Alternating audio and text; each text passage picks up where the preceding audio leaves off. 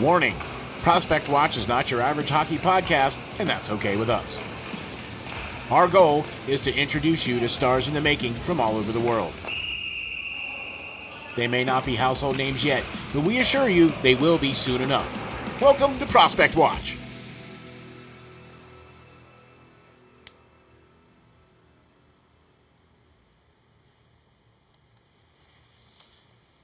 Ladies and gentlemen, welcome to Prospect Watch with your host, Mr. Lance Green. All right. Thank you, Steel. Yeah, Prospect Watch, folks, a podcast that focuses solely on the discovery and promotion of some of the most best players in the game today from all reaches of the world. I'm your host, Lance Green, as Steel said. Steel, how are you? I'm doing great. I'm doing fantabulous. How you doing, Lance? I'm doing pretty darn good.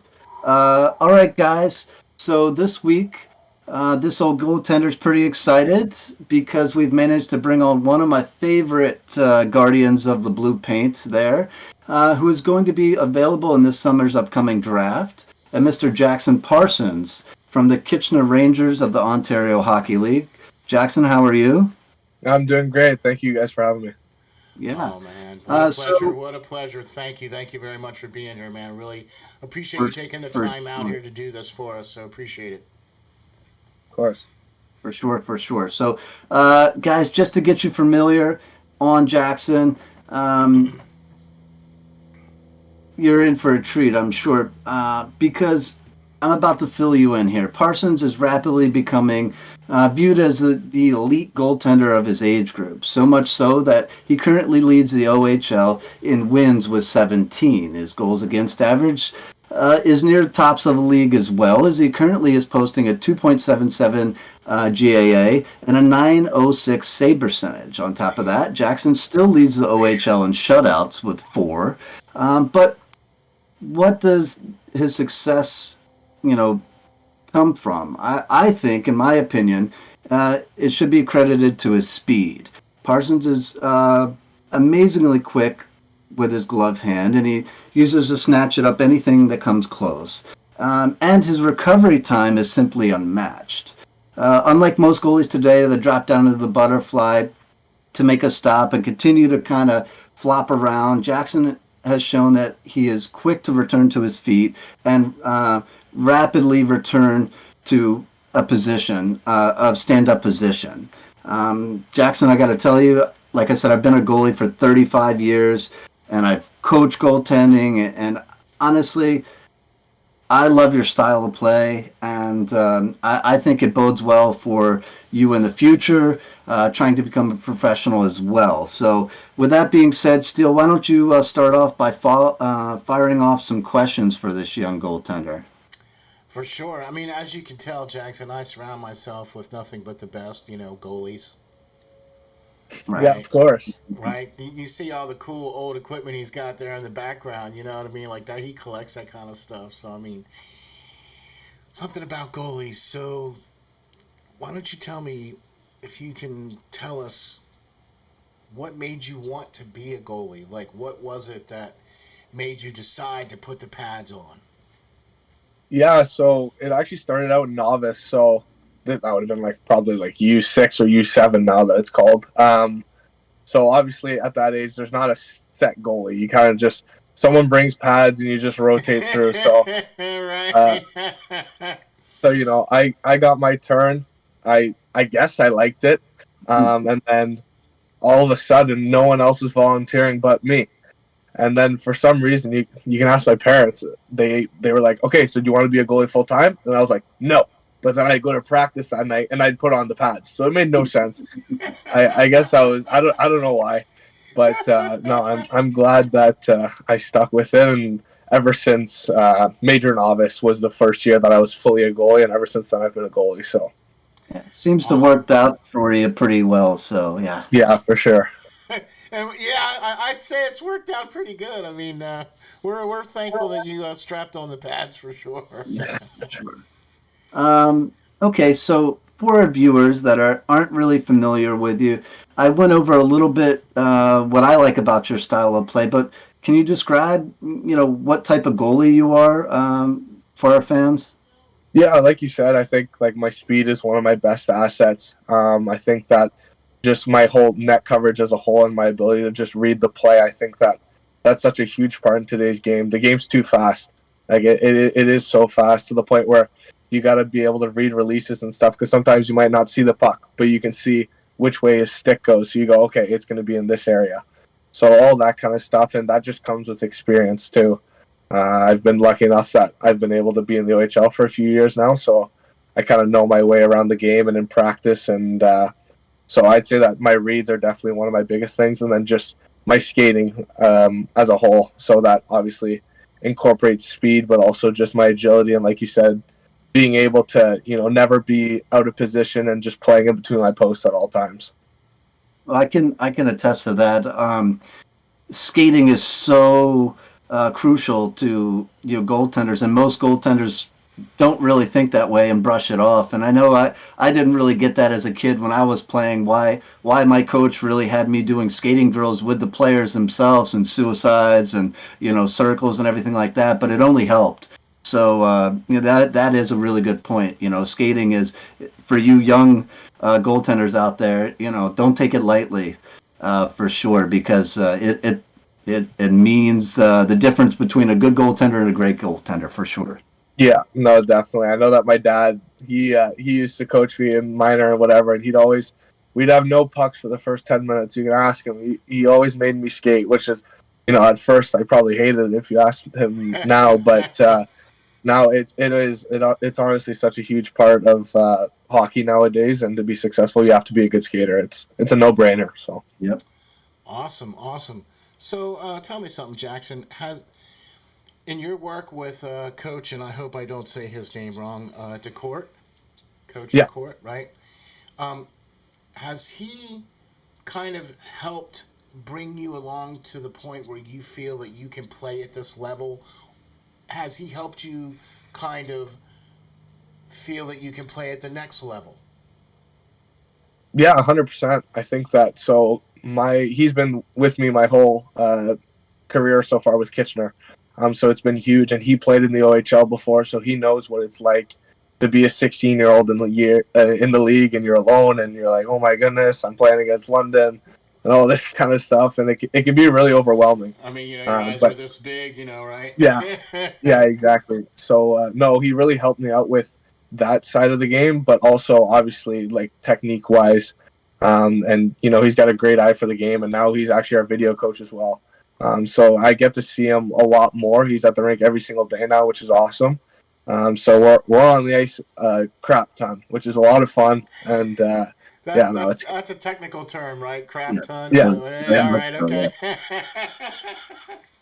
All right. Well, as everyone knows, the goaltending position can be one of the most mentally challenging of any position out there on the ice. So, can you run us through your routine, maybe to mentally prepare for a game? Yeah, I think that obviously the mental side is huge, especially as a goalie. So I actually work with a mental coach called Pete Fry. He's been unbelievable for me. I started working with him this summer.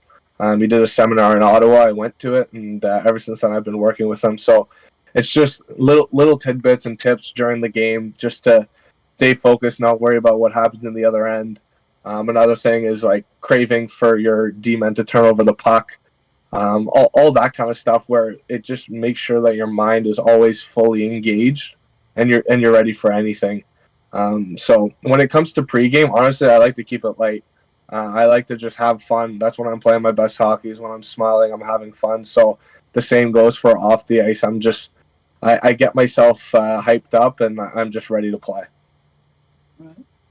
Okay, that's a good way to look at it. I read somewhere that one of your mentors is Carey Price. Yes, And yeah, definitely. and you talked about how he's taught you exactly what you just talked about, keeping your head in the game, keeping that that level of mentality in there. You know what I mean? So, what was it about what he taught you about that? What was it about what Carey Price taught you about keeping that level head, keeping that type of mentality? Well, I think it speaks for itself when you watch him play. Like, you go back to his best moments, and whether it's a one timer from backdoor to a puck just going in from the blue line. It's all the same to him. I know that Eli Wilson, he talks about how when a puck goes past him, it's like nothing even happens. Like he's just set, and it's like he makes a big glove save, or if the puck goes in the net, nothing changes. So just being able to keep that level head, not only physically but mentally, is huge, and it's something that once you learn, it's invaluable. Wow, Yeah. that's very insightful. Yeah, I mean, Carey Price is such a great goaltender. I think he's still a little underrated as good as he was, and people Yeah. think he is. Just some of the teams weren't quite there that he played on. Um, but I mean, he's still just phenomenal numbers over the course of his career, and just the longevity in which he was able to carry out that great play. It attests to his career, man. I mean, I would have loved to seen him, get a cup or whatever, but just a great goaltender, a good guy to look up to for sure. Um, anyway, I see you made the switch from CCM to a Vaughn V10 setup, if I'm Yeah, correct. yeah, All right. Can you speak a little bit on that decision of that change and what went into that? yeah, for sure. So yeah, I switched from CCM to Vaughn in after my first year in the OHL. Mhm. It honestly, it was nothing to do with the CCM gear. The CCM gear I honestly loved. Yeah. But then the Von rep reached out. He kept bugging me. He was like, "Try it, try it, try it." And I was like, "All right, fine, I'll try it." And I instantly, honestly, I fell in love with it. And yeah, I was able to get the V10s on an early demo, which was really nice of Connor Reichman. He's the Von rep who I work with, There you go. and we've been able to get the same setup for this year too. And the Von gear, I love it. So it was an easy switch for me, and also it's nice that their plant is just in London, so it's Yeah. about an hour away from Kitchener. So if anything breaks down, I'm a hop and a skip away, or if he wants to come up and see the gear for himself, then he can. So Wow, that's good. I mean, that makes it easier for you and for him to have top flight equipment all the time ready to go. You know what I mean? So that's really awesome. Um, Jackson, you've had a great season so far, but can you tell us how you've managed to shake off a bad game, or how do you come back ready for the next one? I think it's just having like the mind of a goldfish. Like you gotta, Did you say a every mind? time. Wait, wait. Did you say a mind of a goldfish? Yeah. Yeah. Okay, okay. I was just checking. I was just checking. All right, go get. Please continue. Just after something, whether it's a save not made, or a loss that maybe you thought that you might have had a couple of saves that you could have made. I think that it's just moving on. You can't do anything about the past. So whether it's watching video, or sometimes I won't even watch video of the game, and Okay. I'm just gonna go into the next day and just work that much harder, and it's just get right back to work. And that's the way that I kind of look at it is, like no one's going to be perfect, and bad games are going to happen. You can't control it. And that's just part of being a goalie, and especially a goalie at a high level. It's just going to happen. But what isn't predetermined, I think, is your bounce back. It's how you play that next game to make sure that you don't get into a slump. And so that's when you avoid those slumps by just getting right back on the horse, not worrying about what happened. Awesome. Yeah. Yeah. Yeah. Man, can't deny any of that, can you, Lance?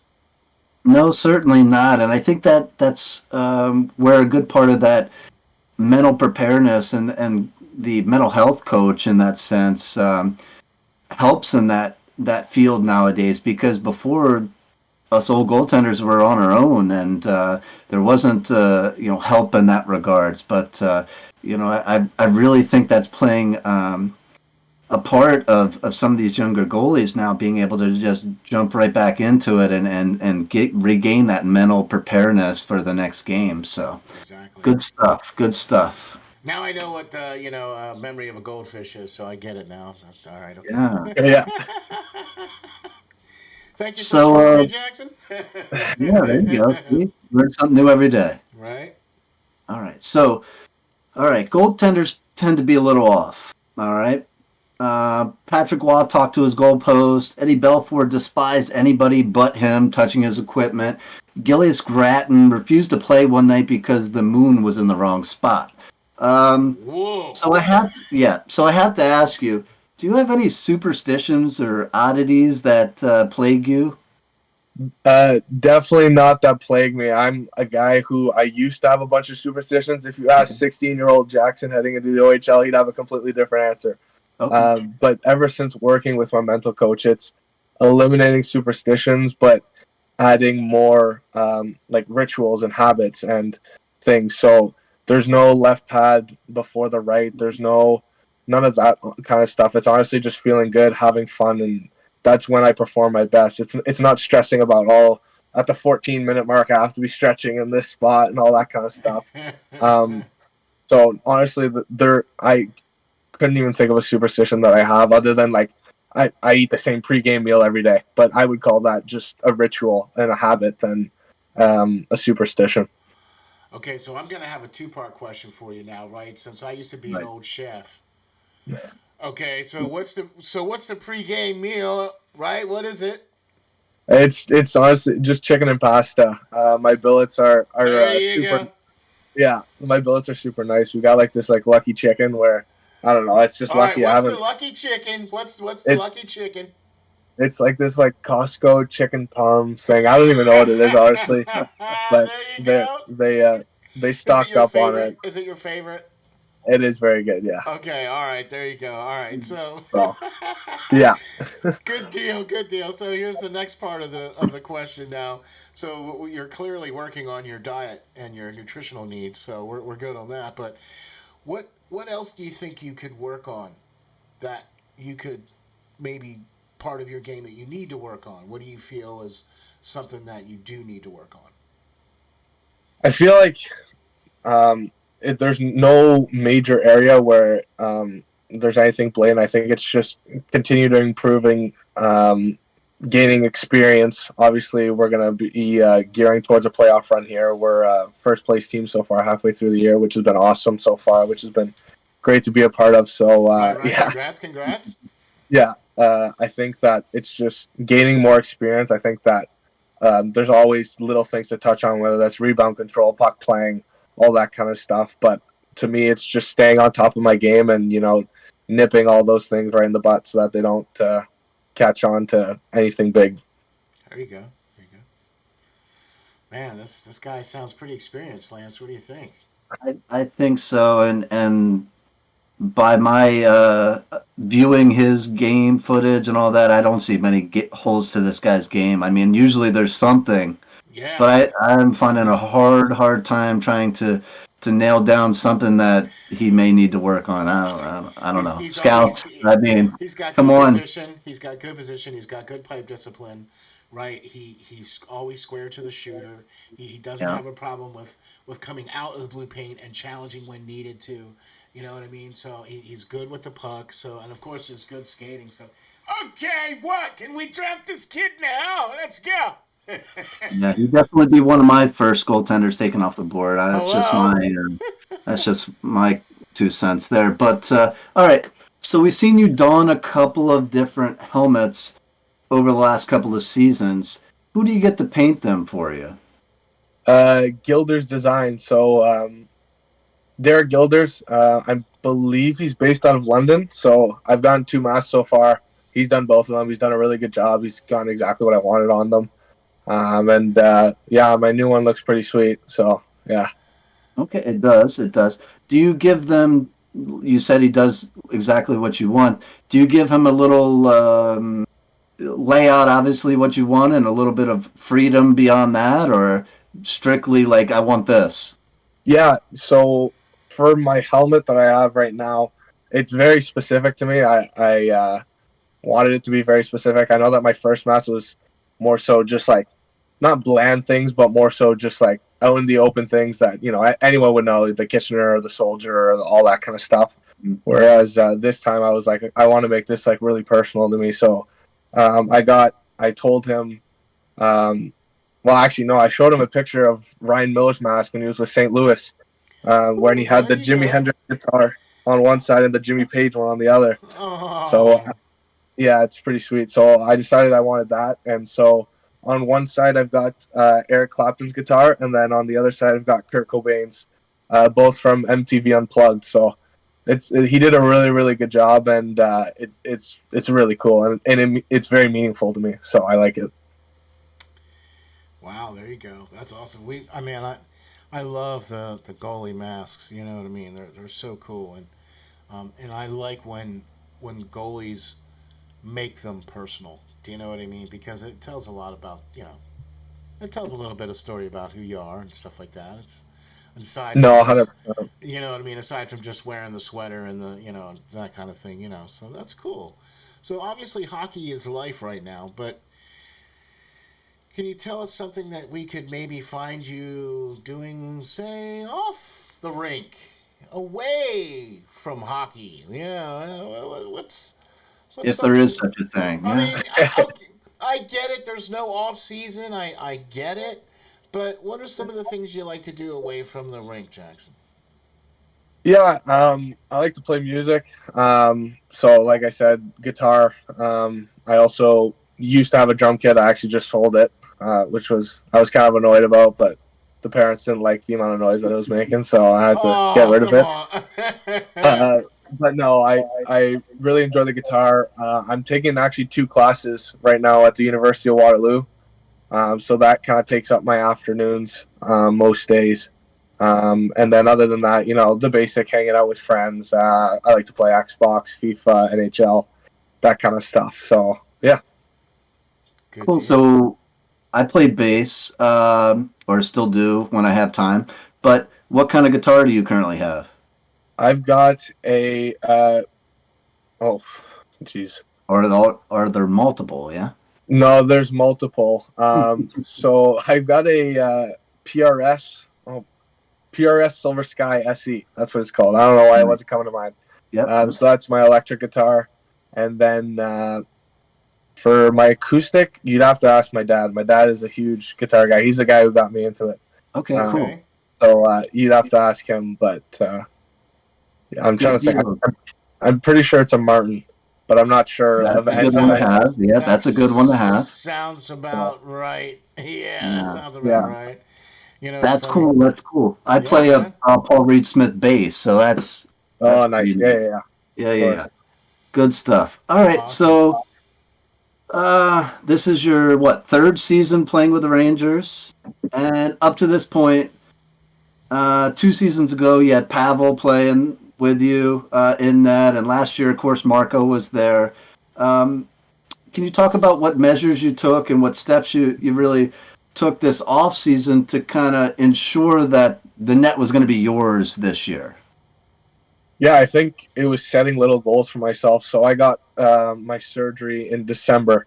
So I had a really long off season. So I had a good 8 months to really gear up for the start of camp come early September. So I think it was setting little goals for myself in the gym, on the ice. I want to be able to do, I want to be able to do 12 pull-ups by, I don't know, January 24th or whatever it was. And then you accomplish that or you don't, and then you have your on ice goals as well.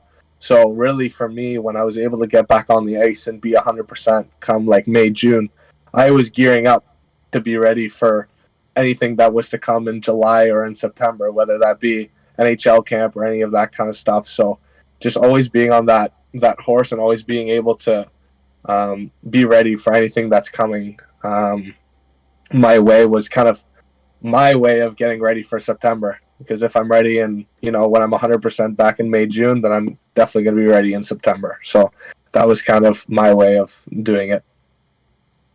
Steel, let me add to that since he said something that sparked my brain there. You talked about goals. Obviously, you set for yourself with your injury setback there. Have you set any real goals out for the rest of this season for yourself? Obviously being drafted, possibly, or anything else beyond that. It's funny. I just got off a call with my mental coach, and we've got like a bunch of goals written down, which is kind of funny. Cool. So we just wrote down goals. So one of the things that he likes to do is just make a 30-day plan of something that you want to accomplish, whether that's signing a contract, getting drafted, that kind of thing, and then kind of writing out what you want to do in order to succeed that, and what are the steps needed. So whether that's sleep, nutrition, strong performances, that kind of thing. So that's another way to stay, within short-term goals while having big goals. Just being ready within that 30-day plan, and then if it doesn't happen, then it just renews into the next month. And then, of course, there's always the big goals of like getting drafted, signing, those kinds of things. And those are obviously huge goals for me, and I'd be honored to be able to accomplish them. Just don't forget about us when you make it to the big leagues, bro. Of course. Okay, seriously, because it's very rare that you see a goaltender that has been able to come through the ranks with your skill set, with your level of skill set. You know what I'm saying? And so that's one of the things that makes you more unique, I think, than some of the other people out there. So, with that being said, what advice could you give to the next group of players coming up that want to be where you are right now, right? Eventually, right? So what kind of advice would you have for the next group of younger kids coming up? I'd honestly say just have fun with it all. You've got to enjoy it, and if you're not enjoying it, then you're not going to get better. It honestly comes down to that, and it's the little things: being the first guy on the ice, last guy off, always looking to get better, and never being happy with where we are. Whether it's you're playing AAA hockey and you've got the most amount of wins, or if you're in the OHL and you're lucky enough to have the most amount of wins, like I am right now. It's never being satisfied and always wanting more and always being hungry to get better and get to that next level. So that's what I would say. Wow, very astute advice there, I'd say. What do you think, Lance? Yeah, very sound for sure. Very, very knowledgeable past his years, even I would say. So that is the kind of guy I would want to draft or sign for sure. Yeah, me too. Somebody that is never satisfied with where he's at now, is always trying to strive to be better. So With you on that. good advice there. For sure. With that, Jackson, we would like to give you a warm thank you for being on the show here with us. Like I said before, we try to promote some of the greatest young talent in the world today. They may not be household names yet, but we assure you, you will be soon enough. Mhm. And we're going to try to help get your name out there as best as we can. So thank you very much for being on the show. And man, I'll tell you what, I can't wait to see what the future holds for you, Jackson. So thank you. Thank you guys very much. Thank you. And with that said, Lance, I think we're gonna sign off for this one here. We got a great one this week. We had Jackson Parsons from the Kitchener Rangers. We got to talk to him and got some great information from this great young goaltender. Thank you, Lance, for all the great stuff you do here. For sure, for sure. Appreciate you guys both jumping on with me. So For sure, and thank you, Jackson. Wouldn't be the same if it weren't for you being on the show. So thank you very much. Yeah, no problem. Thank you guys for having me. All right. Thank you all very much for watching. We'll catch you guys all on the next episode of Prospect Watch.